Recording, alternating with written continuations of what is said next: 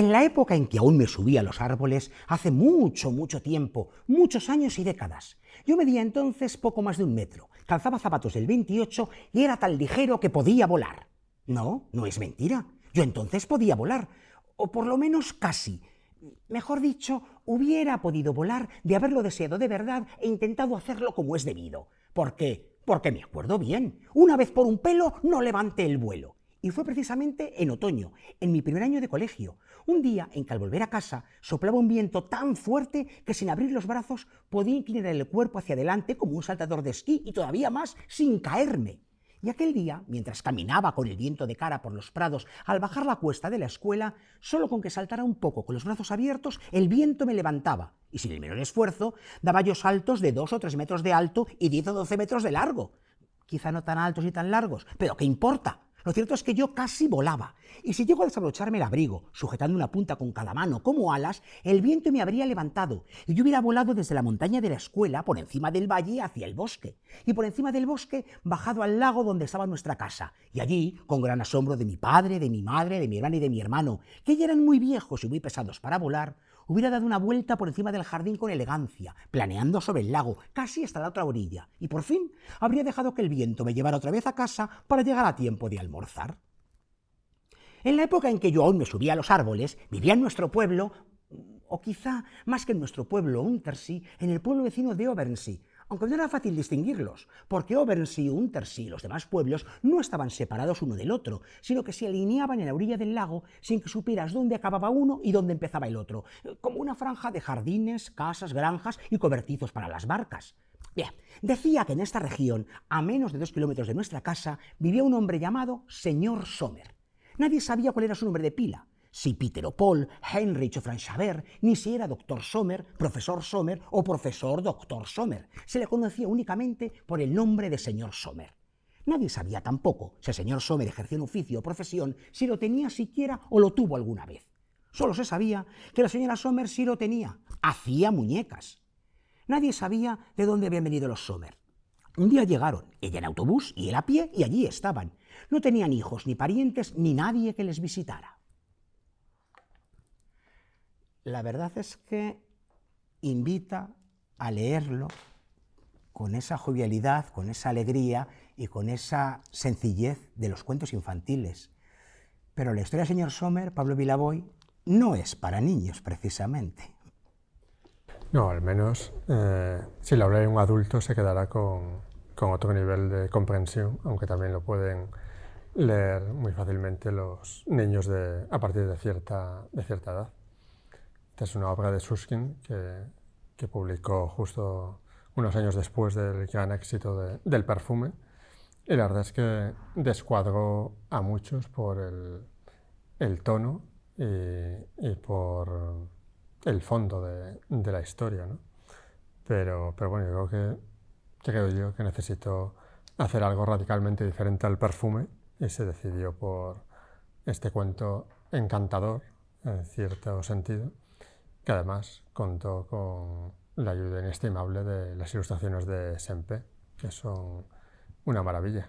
Que en sí mismas cuentan la historia, casi no hacen falta las palabras en este caso, aunque se compenetran y complementan muy bien. Patrick Suskind, como tú dices, que incluso ahora, para mucha gente es solo el autor del perfume. Claro, fue su primera novela, fue su primer gran éxito, grandísimo éxito internacional, mundial, y él iba buscando, como digamos, dónde se reubicaba como escritor. Bueno, digamos que esa, ya lo hemos hablado más veces, es la maldición y fortuna de muchos autores, ¿no? Que se quedan encuadrados en ese enorme éxito popular y bueno, por mucho que escriban, sea mejor, peor o de diferente rasgo como esta historia del señor Sommer, pues siempre serán recordados por eso, pero bueno, maldita bendición también. Además es una novela que se sigue vendiendo, que se sigue publicando y que sigue gustando. Pero está bien buscar otros títulos de Suskind, reclamarlos, saber qué pasó con él después del perfume. Y el señor Sommer da pistas sobre ello. Sí, yo creo que incluso si no te atrae demasiado, a lo mejor, la trama del perfume, o no te quieres acercar todavía a una novela así, pues creo que para acercarse un poquito a la literatura de este autor está muy bien este cuentecito. Y además qué bonito es leerlo con ojos, con la ingenuidad del protagonista, de un chaval de pocos años, pero como dices luego, con esa trastienda del adulto que incorpora la melancolía y la tristeza inevitable que tiene esta historia. Y después ir deteniéndose en las ilustraciones, digamos que son una maravilla, y más en esta edición. Pues estabas hablando de esa maldición de la primera obra, y yo de reojo miraba a nuestro invitado, que de algún modo podría haberla sufrido, pero ya ha demostrado que no. Su primera obra va a quedar, ahora vamos enseguida con ello, saben que a mí me gusta dar un poquito de misterio a la cosa, y que soy al revés que los periodistas y que nos enseñan en la facultad. El titular, ¿no? Pues yo los datos importantes los doy lo último. Entonces, como les digo, no les digo aún a qué primera obra me refiero, pero ustedes la van a conocer todos enseguida. Y ahí va a quedar como esa estupenda y gran novela que es y sigue siendo, y encima con una adaptación televisiva de gran éxito. Pero él ha seguido escribiendo, publicó una segunda obra muy distinta a la primera, en eso además muy inteligente, y ya dijo, puedo hacer otras cosas, una obra que a mí me gustó, por cierto, mucho, pero ahora ha llegado la tercera y, ay, señores, yo, permítanme que me lo atribuya, que creo que la ha escrito para mí. Ahora les cuento enseguida por qué. Primero les presento al invitado, por supuesto, autor, ahora sí lo digo, de La cocinera de Castamar, aunque lo que viene a presentar es Antes se secará la tierra. Fernando J. Muñez, bienvenido al Arpa de Bécquer. Un placer estar con vosotros, un privilegio, gracias. Pues ya que nos lleva un poco la conversación... Y tengo que decir que la escribí para ti, esto ya que quede entre nosotros, que no lo vea nadie. Bueno, ya que lo has dicho, no hay problema. Pues luego vamos porque la he escrito yo, he querido además tomarla con esa complicidad de lector-autor para mí. Pero como te digo, ya que lo comentaba Pablo, es cierto, ¿verdad, Fernando?, que cuando tu primera obra tiene un grandísimo éxito, como te ocurrió con La cocinera de Castamar, vosotros mismos, claro, un poco decís, a ver, ¿qué hago ahora, no? A ver, bueno, sentís una presión doble, imagino. ¿O cómo lo viviste? Yo realmente no le concedo demasiada importancia a esto. O sea, yo, en mi caso, el éxito es algo que bueno, uno puede aprender de ello y tal, y se aprende siempre más del fracaso, ¿sabes?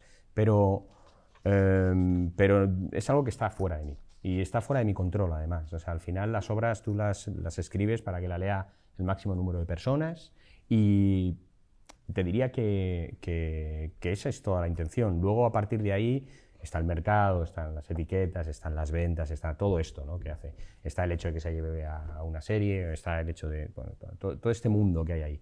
Y esto es algo que es ajeno a mí a la hora de escribir. Yo no le presto demasiada atención porque creo que es muy fácil perderse en este mundo. Y yo, ante todo, soy escritor en este sentido, y lo demás es una cosa que tiene que venir por añadidura, pero que debe estar fuera de la ecuación en cualquier caso. Yo tengo que escribir aquello que necesito escribir o que creo que es más lógico escribir en la etapa en la que estoy. Más allá de eso no lo pienso, sinceramente. Como les digo, uno se atribuye el mérito lector de este libro. Está aquí gracias a mí, les cuento. Lo recibo, en general, confieso que esta colección de Planeta en concreto, los libros de Planeta en general, pero esta colección en particular, es que me entusiasma, la de autores españoles y iberoamericanos. Y claro, Antes se secará la tierra, a mí me resulta como un tanto familiar la frase. Hay una mansión.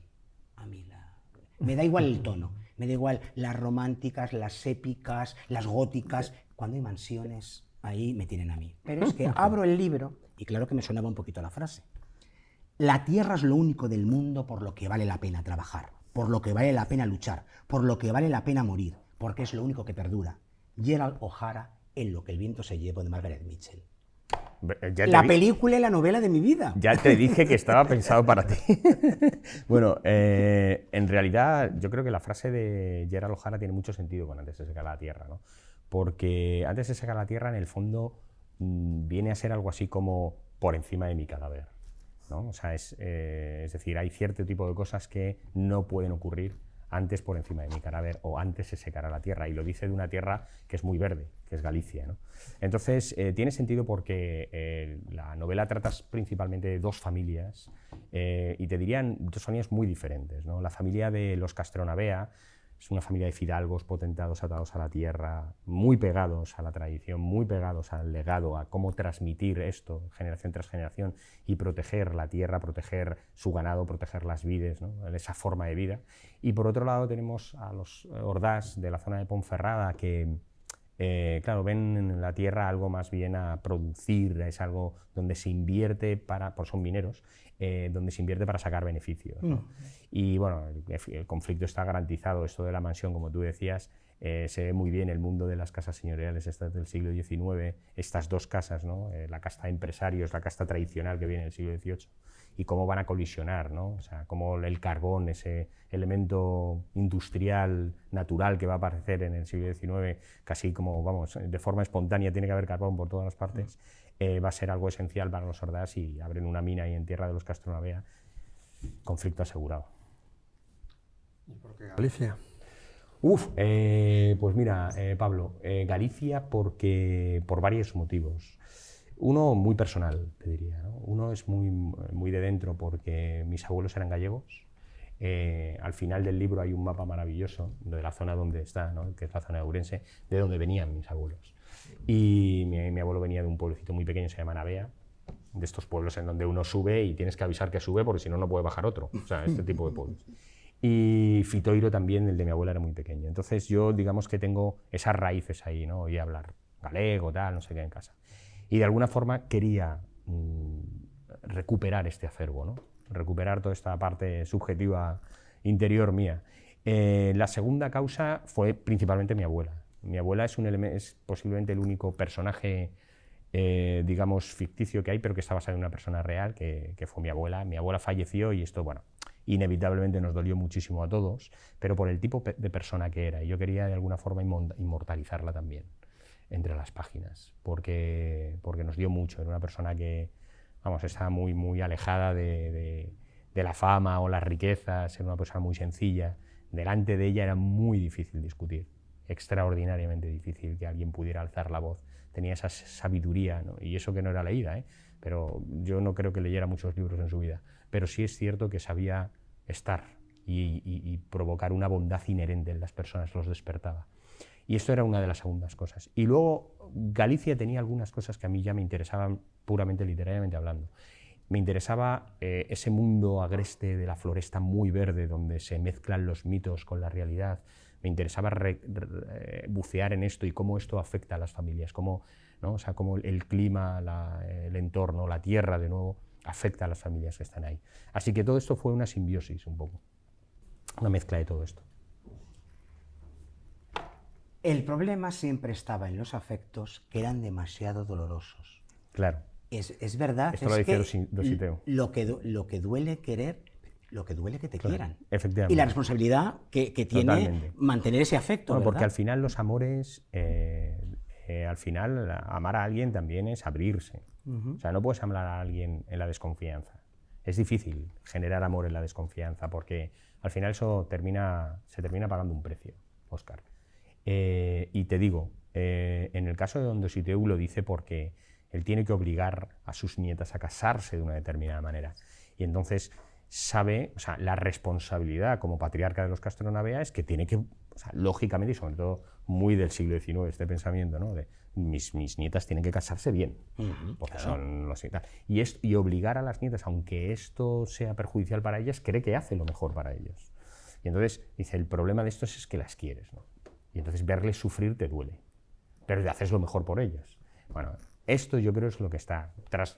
Si lo trasladamos a nuestro tiempo, pues claro, esto ya no tiene mucho sentido, ¿no? Gracias a Dios nadie va pensando en que te cases con A o con B, bueno, no sé en la Casa Real, pero aquí por ahora a pie de calle no. Y esto yo creo que tiene que ver con la forma en la que se ama. Si uno es libre amando y deja a otras personas libres para que te amen, o al final quieres constreñir el amor entre barreras, ¿no? Y esto de una u otra forma tiene resultados muy diferentes. Me gusta mucho que hables de las nietas de Don Dositeu, porque fíjate que cuando comencé a leer la novela, inevitablemente las emparenté con las hermanas Escarlata O'Hara. Como las que están allí. O sea, claro, aportan un paisaje, un paisanaje. En el caso de una hermana de Escarlata, hasta le aportan un segundo marido. Pero bueno, no les se lo explico roba. todo, efectivamente. Pero me gusta mucho hablar de esos personajes para hablar de cómo tú construyes los tuyos. Claro. Has hablado de Don Dositeu, el patriarca férreo, terrorífico, terrible, un hombre pétreo, o sea, Sí, sí, sí, absolutamente, pétreo. claro, un personaje marcado por lo que lleva a sus espaldas y, como dices, y por lo que quiere dejar en herencia, por el legado.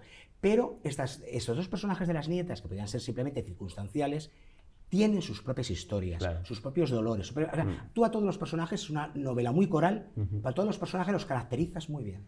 Bueno, a mí me pasa un poco en toda mi obra, ¿eh? Pasaba en Castamar, Sí, también bueno, en los... en esta Castamar, por supuesto. Sí, pero en los 10 escalones y también en esta... a mí me interesa siempre el fresco. O sea, el fresco en el sentido, como has dicho, de paisaje.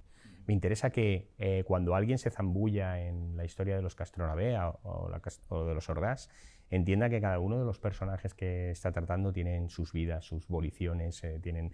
quiere decir, sus querencias, el hecho de que amen, pierdan, se frustren, sus deseos, ¿no? Todo esto forman parte, y para mí la creación de los personajes tiene que ver en esto. Yo buceo antes que nada en esto. No existe la historia sin los personajes. Para mí solo existen personajes que generan historia, pero no al revés. O sea, soy una escritora brújula y no me preparo nunca nada. No me lo preparo porque es la forma en la que me divierte escribir. Ser yo el primer lector descubridor de la historia, ¿no? Y las dos hermanas, como dices muy bien, a mí me interesa ver cómo estas mujeres, en concreto de Basilisa y Matilda, encaran el matrimonio, o sea, el corsé social del siglo XIX de formas muy diferentes, ¿no? La obligación que tienen por apellido. Efectivamente. Entonces, al final, ese, como decía, corsé social, esas normas sociales las obligan a casarse de una determinada manera. En el caso de Basilisa, pues claro, es un toro de Miura. Basilisa quiere casarse, no tiene ningún problema con esto, pero quiere casarse con un tío que tenga más dinero que su abuelo, que la lleve a Madrid, que la lleve a la aristocracia madrileña y de colación en colación, de fiesta en fiesta. Esto para ella es el tipo de vida que quiere llevar y lo hace. El problema es que se va a enamorar de quien no debe porque es el hijo del enemigo, ¿no? Y entonces ahí toda la vida, Montescos y Capuletos. Efectivamente, entonces aquí empiezan los problemas, ¿no? Y en el caso de Matilda, no, Matilda cumple, no desea casarse con quien quieren casarla, pero cumple, digamos, el prototipo de mujer. Pero hay algo en el gen de los Castronavea, sobre todo en el de las mujeres, ahí tenemos a Iria, ¿no?, que hace que busquen sus espacios de libertad, que busquen las formas, ¿no?, las estrategias. También pasaba en Castamar en este sentido. También pasaba con Isabel en los 10 escalones, ¿no? Buscan sus espacios de libertad dentro de que son pequeños. Hay otra cosa que destacar. Fernando, sin ningún tipo de rubor ni de complejo, coge un esquema clásico, el esquema del folletín, que saben ustedes que en este programa además defendemos muchísimo, y por supuesto hay unos arquetipos literarios, y además que uno no debe resistirse tampoco a ellos, porque para eso están. Yo no me resisto. Claro, por eso. Pero luego a partir de ahí, tú buscas tu propio camino, diseñas tus propios personajes. Responden al arquetipo en lo que deben responder y en todo lo demás son personajes de Muñez. No tienen nada que ver con los anteriores. Bueno, es que yo, al final, o sea, entiéndeme, no trato de hacer una novela experimental, no trato de buscar formas de innovar la novela. Para mí, la literatura puede tener este componente o puede que no. Lo importante para mí, yo creo que hay varias cosas que sí me interesan que mis libros puedan tener, ¿no? Por ejemplo, el hecho de que entretengan, me parece fundamental. O sea, creo que todos los grandes clásicos entretenían. Creo que rechazar esto de la literatura para mí no tiene sentido. Creo que pueden provocar... No quito que tengan un goce estético, no quito que haya un goce transformativo, que cuando alguien lo lea se inspire o se transforme o busque otras alternativas, o incluso, y esto sí siempre está en toda mi literatura, haya siempre un punto a la reflexión, ¿sabes? Tal vez porque estudié filosofía, no lo sé, pero el caso de preguntarse cuánto hemos cambiado respecto de la época en la que yo sitúo las cosas, ¿no? Pasaba en Castamar los prejuicios que había en el siglo XVIII, los prejuicios sobre el racismo, la homofobia, es decir, todas estas grandes, digamos, ideas inapelables a las que no tienen realmente sentido, siempre se ponen en tela de juicio, ¿no? Siempre se ponen, es como una especie de telón donde chocan los personajes, ¿no? O sea, esto, por ejemplo, que hablábamos del casamiento concertado, ¿no? Pues era un prejuicio determinado que la sociedad se moldeaba por estas y tenía que ir por aquí, las niñas tienen que ir por acá o tienen que pensar así. Bueno, pues a mí este tipo de cosas me interesan en la literatura. O sea, que luego haya un esquema más o menos clásico es una cosa que al final no deja de ser una herramienta que uno al final lo coge y hace con ella cosas, ¿sabes? Exacto. Y un autor de éxito como tú, ¿cómo lucha contra la exigencia, o quizás no los tienes, de los editores de la fórmula? de que te ajustes Bueno, a lo que antes ha funcionado. bueno, esto te diría que yo no he sentido demasiado esto. O sea, no sé si se da en otros casos, pero yo escribo lo que quiero y lo escribo como quiero. Algún día puede que me digan, oye, esto no lo publicamos, esto puede pasar. ¿Vale? Por ahora no me ha pasado y si luego en algún momento me indican tal o cual cosa en la que yo no estoy de acuerdo, pues no lo cambio. Porque al final no lo cambio por la sencilla razón de que creo que no mejora la novela y creo que no hace de la novela algo, me refiero, que tenga un punto superior a lo que ya tenía. No tiene sentido cambiarlo para mí. Ahora bien, puede haber indicaciones por parte de los editores que hagan que tengas una perspectiva diferente. Y esto a veces yo creo que los autores nos resistimos también, o sea, siempre pensamos que como que invaden nuestro territorio. Y es verdad, ¿no? O sea, generalmente hay alguien que mete las manos en tus tripas y empieza a decirte tal, y esto no gusta.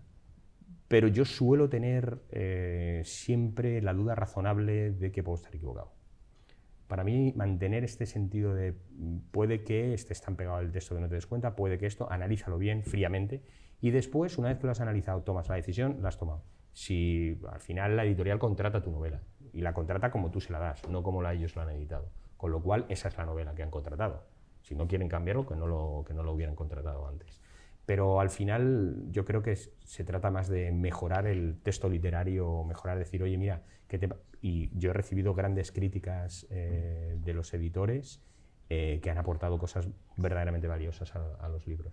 Y no en ningún momento he notado esto también, no sé si puede que sea una leyenda urbana, no sé, un sentido de fórmula arquetípica, de tal. Cierto que yo, al manejar esquemas clásicos, estoy más dentro de ese tipo de literatura en la cual es más fácil, ¿no? O sea, si hubiera El innombrable de Beckett, pues estaríamos, o yo qué sé, o Thomas Mann, La montaña mágica, seguramente Planeta no tendría cabida, o a lo mejor seguramente la tendría dentro del grupo en otros sellos, pero no ahí, ¿sabes? Entonces, no he sentido esto, la verdad. O sea, cuando he querido cambiar algo lo he cambiado, cuando no. Hay cosas que no voy a nombrar porque quiero que descubran los lectores, los espectadores, y por supuesto. Maravilloso. Pero tú desde las primeras páginas planteas un tema que da un puñetazo al lector y que le tira abajo un montón de esquemas, un montón de prejuicios y un montón de sensaciones que uno creía propias. Porque te das cuenta que muchas veces nos han marcado otros. Y que tú a lo mejor, viviendo estas pasiones concretas, estarías en ese equipo y no en el contrario, ¿verdad? Entiendo. Bueno, no sé exactamente al puñetazo, porque hay varios... sí, pero tú creo que sabes a cuál, ¿verdad? Al de la pasión. Sí. Vale. Por entre quién se da, quieres decir. Exactamente. Bueno, tampoco nada, lo puedes decir, se dan las primeras páginas, así que no es una cosa como que... Bueno, pero que la descubran. Bueno, vuelvo un poco al tema de los prejuicios al final, ¿no? O sea, la relación que tienen entre estos dos personajes, ¿no? que es una pasión muy volcánica, muy, muy pasional y tal, al final va en contra de las normas sociales. Y esto implica inevitablemente que va en contra de las ideas preestablecidas y por lo tanto prejuicios que hay en aquella época. Entonces se está desafiando esta norma. Y entonces lo que siempre planteo es, ¿aceptamos esto en nuestra sociedad a día de hoy? ¿Lo aceptamos? O sea, ¿nos lo preguntamos de la misma forma?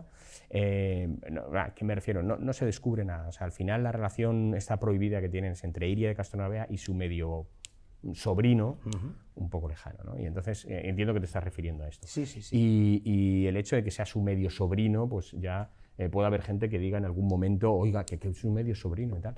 Yo siempre pongo el ejemplo de, bueno, la aristocracia se ha estado cambiando, o sea, se ha estado casando entre primos, sobrinos, tíos, no sé qué, todo esto, ¿no?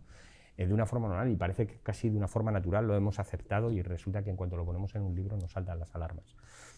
Esto pasa, pero al final porque posiblemente como sociedad, o alguna parte de ella, todavía no hemos evolucionado lo suficiente para entender que cuando dos personas se aman en un momento determinado, ¿no? Cuando dos personas se aman de esa forma, me refiero que el casamiento entre primos está completamente regulado y estos son bastante, más o menos deben tener la misma herencia de esto, ¿no? Pues no tienen mucho más problema. Pues yo solo puedo decirles que antes se cae a la tierra, que ustedes dejarán la novela cuando la empiecen. y antes se caerá la tierra de que nosotros dejemos de leer a Fernando J. Muñez. Gracias por tu visita y por tus novelas. Gracias a vosotros, gracias Pablo, gracias Óscar. Pablo Vilaboy, ¿nos vamos con el arpa al ángulo oscuro del salón? Pues después de todo, mañana será otro día. Efectivamente, nunca lo podía decir nadie mejor que la propia Escarlata O'Hara. Mañana será otro día, pero saben que siempre será un día con lecturas y las compartiremos con todos ustedes. Gracias.